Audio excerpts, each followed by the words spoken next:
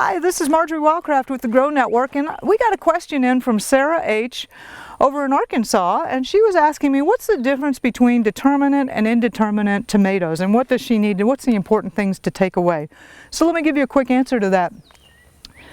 Determinate tomatoes are varieties of tomatoes that they produce and they mature, the fruit ripens generally all at once, like within a week or 2 weeks of each other. They're also bush type tomatoes that generally don't need a lot of staking.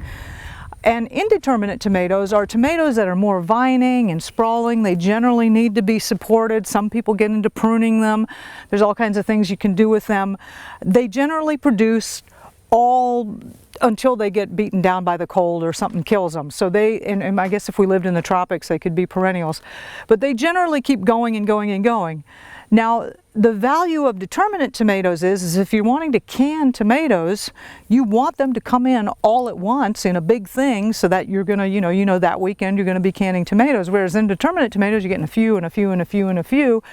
It's hard to get them all together at once to do a big canning job. That's the main distinction that I use.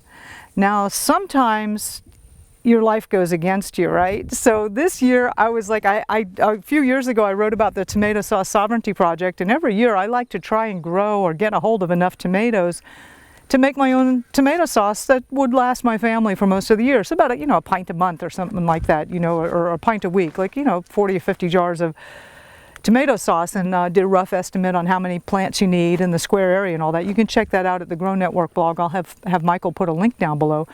But Sarah, take a look at that and you'll see it doesn't really take that much space to grow. Like, 50 square feet, 100 square feet, and you can grow enough tomatoes to make some really thick and delicious tomato sauce and be tomato sauce sovereign. Anyway, I was doing that this year, got all my tomatoes in. I was so happy. They were looking beautiful. I had these perfect, beautiful Roma determinate tomatoes that I had liked and wanted. And then, bam, end of March, we didn't just get a frost, we got a freeze. It didn't hurt those tomatoes. It killed them right down to the ground. So I'm like, okay. So I got another batch of tomatoes, managed to find some seedlings, which is tough to do because that frost affects the whole region and everybody's looking for tomato seedlings, right? I got another batch in and bam, they started doing good, and the ducks got in here and tore them up. Third time planting, I'm desperate now and basically just got whatever seedlings I could find, I was very fortunate. It was a bunch of heirloom, but they're all indeterminate tomatoes. So I've got this whole bed full of indeterminate tomatoes, and I'm going to be randomly doing canning all summer long, just a couple of jars at a time. But anyway, so life gets in the way of your best laid plans, right? So Sarah, thanks for the question. And I hope that helps clarify things.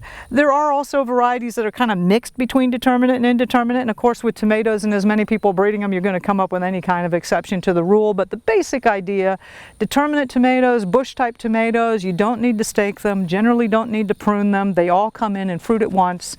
Indeterminate, they're more sprawling all over the place. You may want to get into pruning. You're definitely going to want to have them in cages or staking or some other conversation, which we'll talk about later. And the food is produced continuously all the time. This is Marjorie Wildcraft, and I'll catch you on another segment with the Grow Network.